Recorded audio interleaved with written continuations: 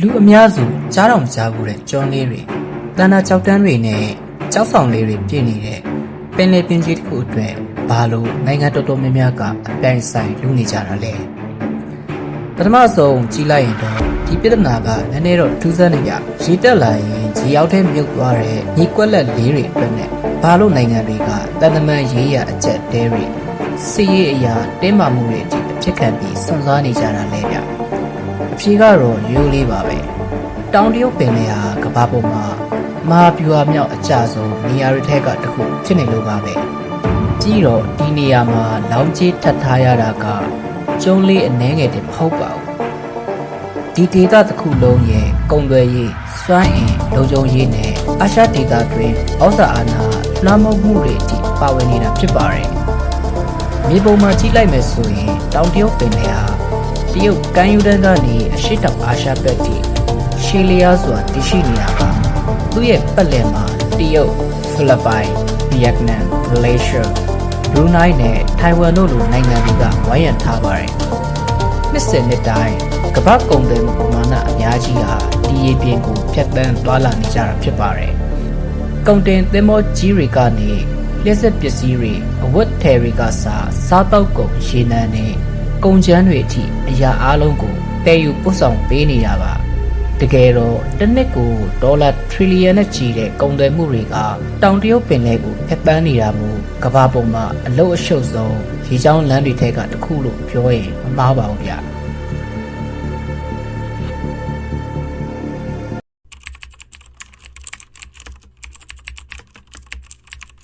တကယ်လို့သာဒီဒေသမှာကြီးမားတဲ့ပဋိပက္ခတစ်ခုခုဖြစ်လို့ပဲဖြစ်ဖြစ်လမ်းကြောင်းပိတ်ဆို့တာပဲဖြစ်ဖြစ်ရေချောင်းခရီးစဉ်တွေသာပြတ်တောက်သွားရင်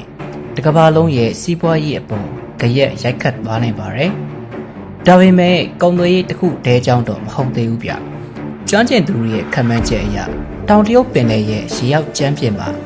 အစမတန်များပြားလာတဲ့ရေနံနဲ့သဘာဝဓာတ်ငွေ့တိုက်တွေရှိနေနိုင်တယ်လို့ဆိုကြပါတယ်။အဲ့ဒီတော့ကိုယ်နိုင်ငံရဲ့စွမ်းရည်လုံခြုံရေးနဲ့စီးပွားရေးတိုးတက်ဖို့အတွက်စူးစမ်းနေကြတဲ့နိုင်ငံတွေအဖို့တော့ဒီသယံဇာတတွေကိုရယူနိုင်ဖို့ကအရန်ကိုအရေးကြီးနေတာပါ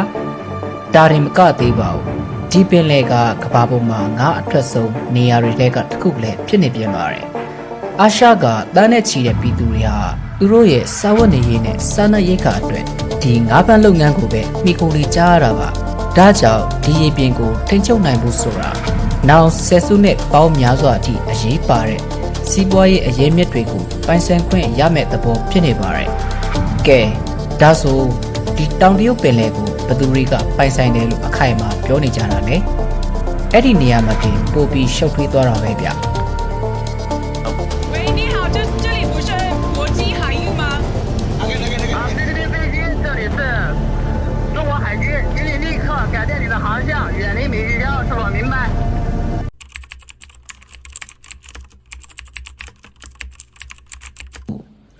တရုတ်နိုင်ငံကတော့သူတို့ရဲ့ 9dash line လို့ခေါ်တဲ့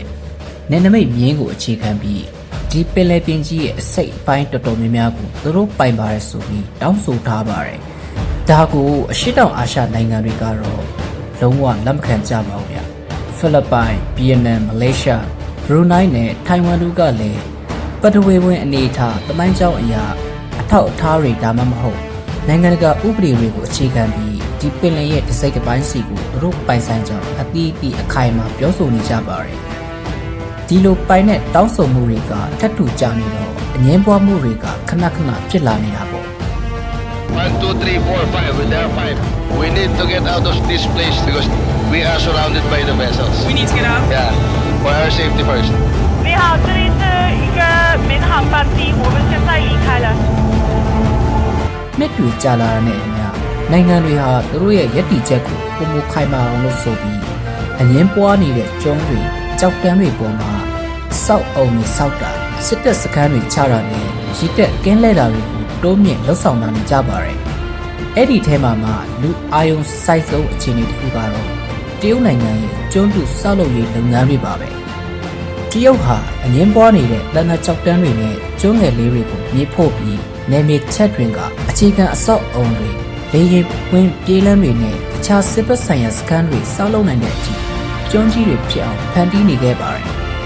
တရုတ်ဘက်ကတော့ဒါဟာဒေသတွင်းလုံခြုံရေးနဲ့ဖွံ့ဖြိုးတိုးတက်ရေးအတွက်လောက်တာလို့စင်ကြေးပေးနေပြီးမြဲ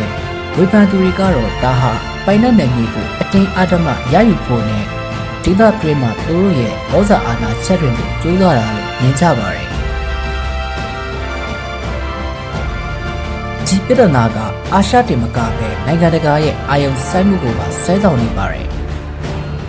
အမေရိကန်ပြည်ထောင်စုကလည်းနိုင်ငံတကာခြေပြင်တွေဟာနိုင်ငံအားလုံးအတွက်လွတ်လပ်စွာသွားလာခွင့်ရှိရမယ်လို့ဆိုပြီး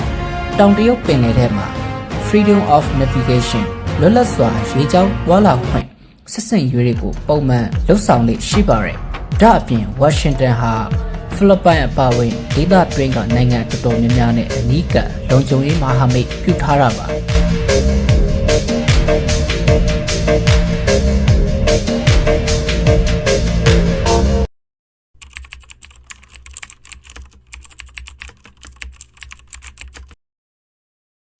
အဲ့ဒီတော့ရက်လက်အနေနဲ့ကတော့တောင်တရုတ်ပင်လယ်ဟာဒေသတွင်းအငြင်းပွားမှုတသက်တင်မဟုတ်တော့ပဲကမ္ဘာအင်အားကြီးနိုင်ငံတွေကြားကပြိုင်ဆိုင်မှုပြင်းထန်တဲ့ကစားကွင်းကြီးတစ်ခုပြစ်လို့လာပါတော့တယ်တကယ်တော့မနှက်ဖြန်စစ်ကြီးအပြင်းထန်ဖြစ်သွားမလားဆိုတာတဲ့ပိုပြီးစိုးရင်ရတဲ့အချက်ကတစ်ဖက်နဲ့တစ်ဖက်နားလည်မှုလွဲတာမတော်တဆမှုဖြစ်တာဒါမှမဟုတ်သင်္ဘောတွေလေယာဉ်တွေကြားထိတ်တိုက်တွေ့ရင်ကနေတင်းမာမှုတွေကမမျောလင့်ပဲအရှိန်မြင့်တက်သွားနိုင်တာပဲဖြစ်ပါတယ်ဒါကြောင့်မို့လေနိုင်ငံတော်တော်များများကဒီပြဿနာကိုစမဖြစ်ပဲတန်တမန်နီလန်အရာငင်းငင်းချမ်းဖြည့်ရှင်းကြဖို့စရိုက်တိုက်တွန်းနေကြတာဖြစ်ပါတယ်။ကဲ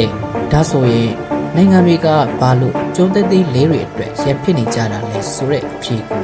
ရှင်းရှင်းလင်းလင်းသိလောက်ပြီးထင်ပါတယ်ဗျ။ဘာလို့လဲဆိုတော့အဲ့ဒီကျုံးလေးတွေကပိုပြီးကြီးမားတဲ့အရာတစ်ခုရဲ့ဘုံချစ်မှမှာရှိနေလို့ပါပဲ။တောင်တရုတ်ပင်လယ်ဟာအရေးပါတဲ့ကမ္ဘာကုန်သွယ်ရေးလမ်းကြောင်းကြီးတစ်ခုဖြစ်တယ်လို့